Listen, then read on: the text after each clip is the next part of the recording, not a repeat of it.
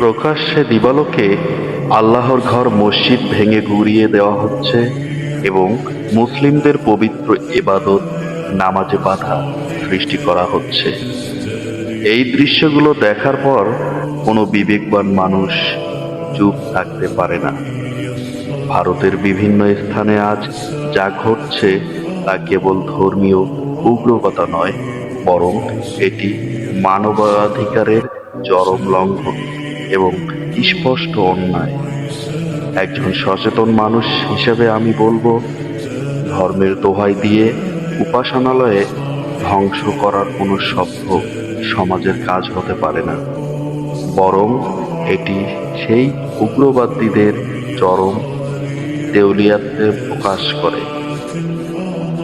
আমি এই ন্যাক্কারজনক ঘটনার তীব্র নিন্দা জানাই এবং বিশ্বাস করি যে কোনো অপশক্তি মানুষের বিশ্বাস আর আল্লাহর প্রতি আনুগত্যকে দেয়াল তুলে আটকে রাখতে পারবে না।